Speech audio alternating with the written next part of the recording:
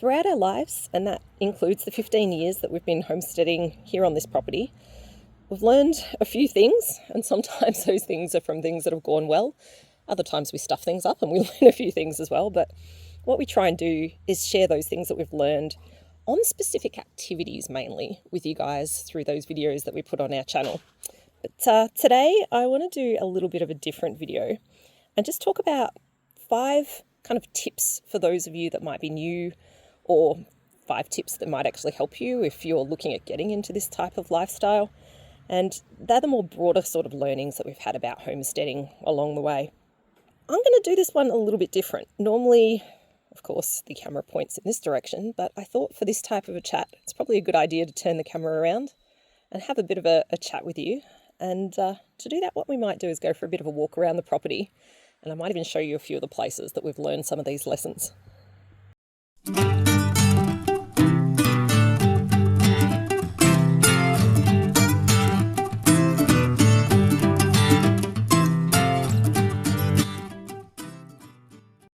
G'day, it's Rachel here from Bush Edge Homesteading Australia. And yes, I've made myself presentable today so that I can get on this side of the camera to say g'day to you guys and share the top 5 things that we've learned along the way homesteading up here in the Dandenong Ranges in Victoria. But we didn't start here, and that's probably a good place to start with the very first tip.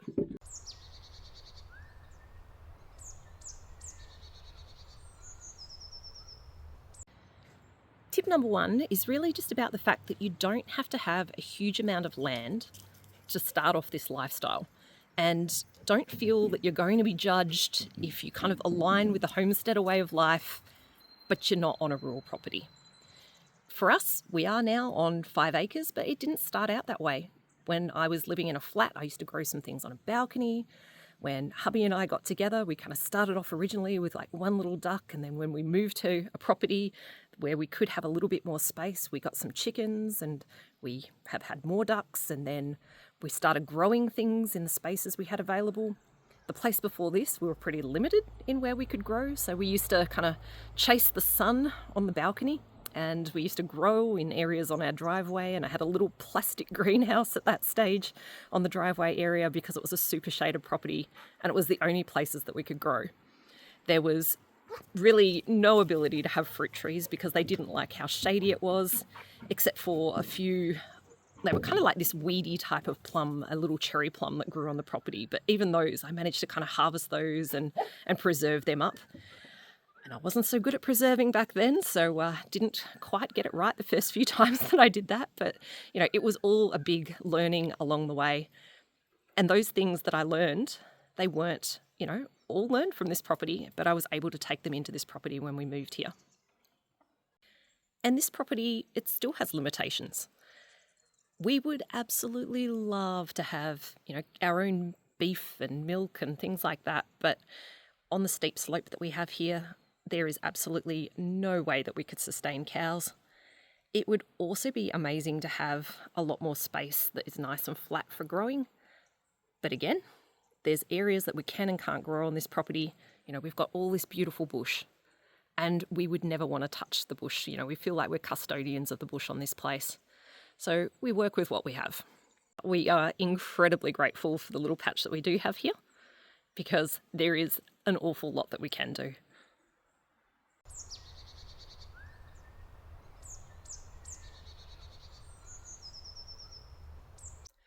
So I thought I'd come and sit down in the orchard to have a chat to you about tip number 2. And tip number 2 is about when you get to your property, just stop before you start putting in a whole bunch of things. Take the time to start to understand your land. Just to look at, where does the sun move across your property? How does the water move across your property? What type of wildlife do you have there? Because that will help you then set out a plan that's right for that property. And it can be a really hard thing to do because I know when you get to a property, it's usually because it's something you've dreamed about for so long and there's all these amazing things that you are really raring to go and do. But if you don't take the time, sometimes you can then set things up that aren't quite right for you later on. Now for us, fruit tree planting is probably the way that we learn this lesson the hardest. this is actually the second place we planted here. The first place was actually right up at the front of the property, and the trees, they pretty much just all died. And that was because it wasn't a great spot in terms of the ground was like really waterlogged and the tree roots didn't like it. And it also just didn't get a good amount of sun in that spot. So that was why we planted in this spot here. But we also didn't get that quite right because we hadn't really understood the wildlife pressure at that stage when we planted out this second area. And we planted in a way that was kind of like that food forest type aesthetic, wonderful way of planting, but in a place like this where it is so heavily pressured by wildlife. Like we get heaps of birds and we get heaps of possums, and even in the last couple of years, bats as well. It's just not a great way to have planted. And if I could go back, this here is actually probably one of the biggest regrets I have. I would go back and I would plant in rows out in a bit more of an open area where I could put a big kind of netted caged area over the entire area so that we could actually get some decent harvests from this space. So understand your land, that's the tip number 2.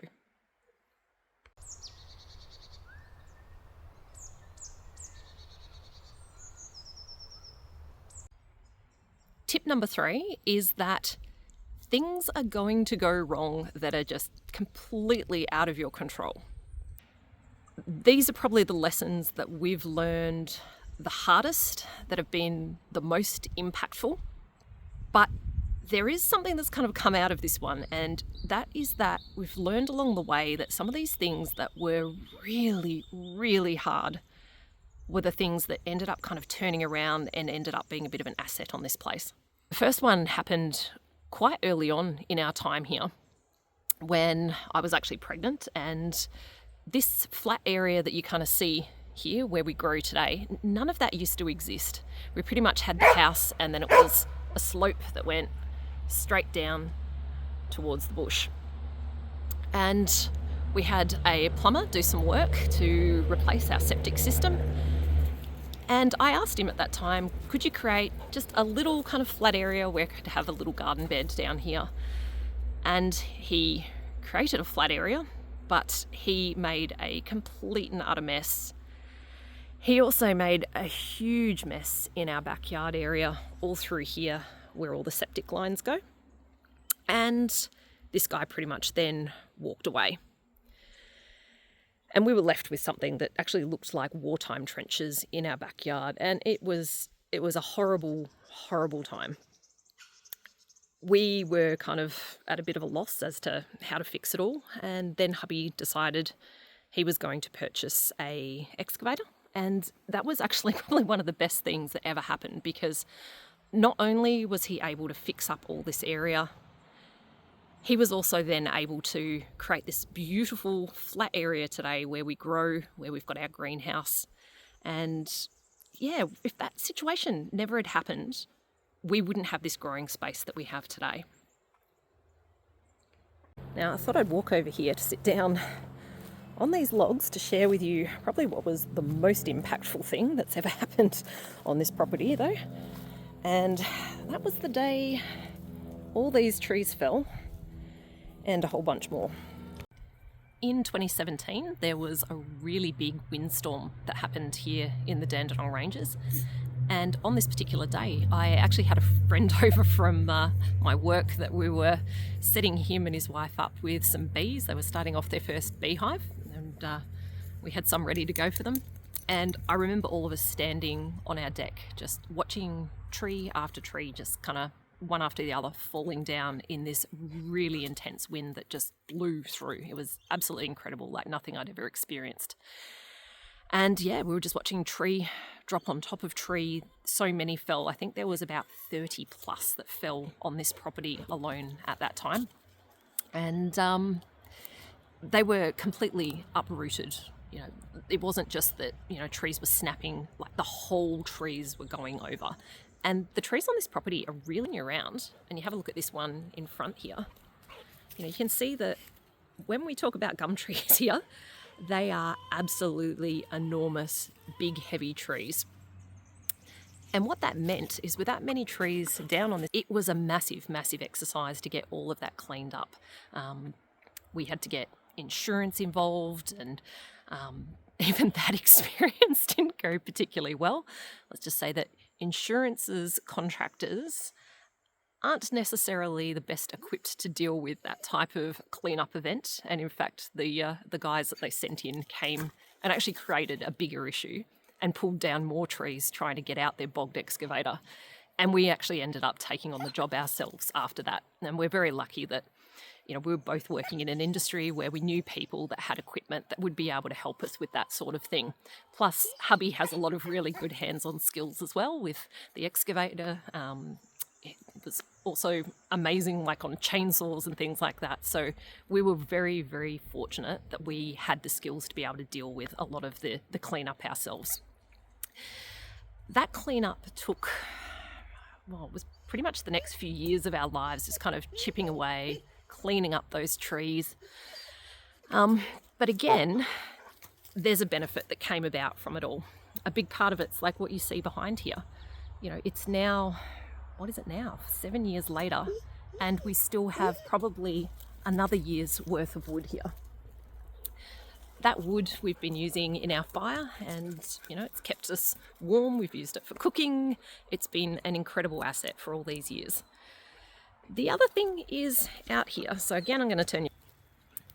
This area out here that is now kind of like our main paddock area, that wasn't really a kind of sunny, grassy, open paddock the way that it is, and we definitely didn't have as much pasture as we have today. We had trees here before, and all those trees that kind of fell down actually opened up this area.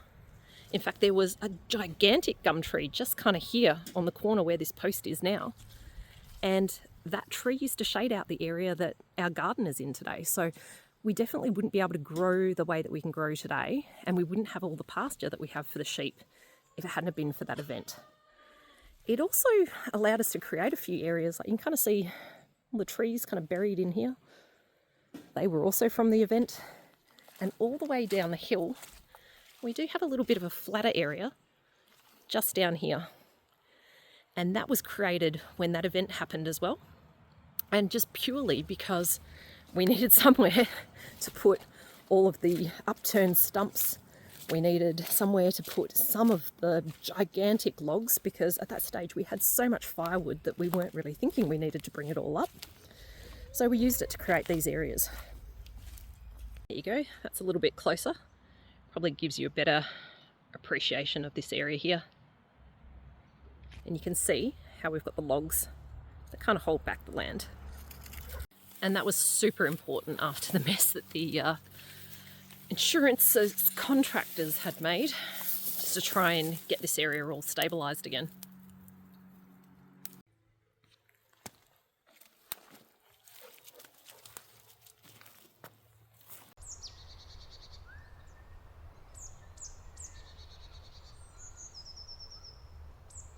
I'm inside near my pantry for tip number 4 with a jar of pickles for a reason, and that's because tip number 4 is that you're going to stuff things up. We have stuffed up so many things along the way, and that's perfectly fine because we often learn things through getting things wrong. It's just a part of life. The reason I'm holding a pickle jar is because this was one of our, I guess, early learnings through a mistake. And that was in Australia, I guess a lot of the homesteading content, particularly back when I started, and it wasn't even through YouTube largely back then, it was through a lot of like the Facebook groups. It was largely American content. And I hadn't made the connection back then that in Australia, things like our vinegars are different. And our vinegars aren't actually as strong as the vinegar in the US, where they've got 5%. And all of these safe-tested recipes that I used very early on were all based on 5% vinegar. I then worked out ours is only 4.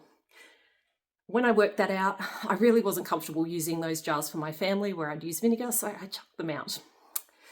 I definitely learned that lesson the hard way, but I now very, very much know that there is a difference between Australian and the US, and I look out for those kind of idiosyncrasies. So that's why I'm holding the jar of pickles, because sometimes you will stuff things up, but that's okay. We learn, and then we get it right the next time. And the pretty cool thing in this day and age is that with kind of the social media groups that we can be a part of, we can share where we have had those learnings with others, and then they can kind of benefit from those learnings as well.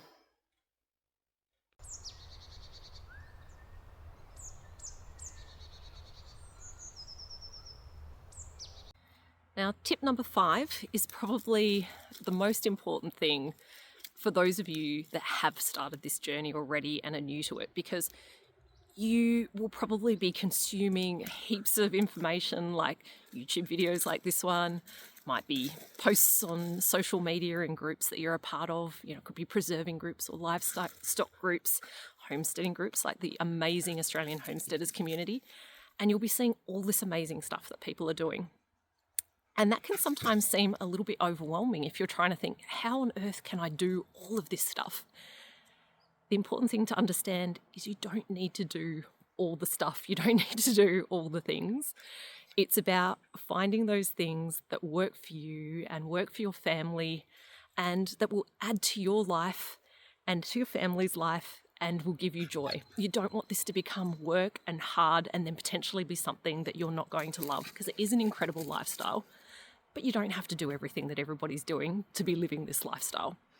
And even us, like we do probably quite a bit of stuff now because we have over the 15 years learned how to do a lot of things very efficiently, but we don't still do all the things. As I said before, cows would love to do that, but it's not right for us on this property that we're on. Things like sourdough. I love sourdough. I've tried sourdough. I've killed 2 of the sourdough starters that have been gifted to me. And that's just because at this stage of life, we just don't have time to do it properly and keep them alive and have that routine baking, because both of us have full-time jobs. And we also have a lot of kid commitments. Like with our kids, they do extracurricular activities after school, and there's like school commitments and all of that sort of stuff as well. So at this time of life, we just fit in the things that work for us and, you know, the things that keep things manageable so that we actually enjoy the lifestyle that we're living. So those 5 tips are obviously things that our family has learned along the way, you know, through the journey that we've had. But there is lots of other incredible Australian homesteaders out there with lots of incredible knowledge to share. And if you are one of those people and you've got some things that you think new people would value from, to add to the tips that have popped up today, please do pop your comments down below, share your tips, share your wisdom, and hopefully that can help out others into getting into this amazing lifestyle as well. So as always, guys, thanks a bunch for joining. Catch you later. If you've hung around right to the end, I do actually have one more bonus tip for you. And that's if you buy super steep land like we did, and you're doing a job, and you need a tool, you know where you're always going to find that tool? You're always going to have to walk all the way to the top, because that's where it's going to be. Catch you later, guys.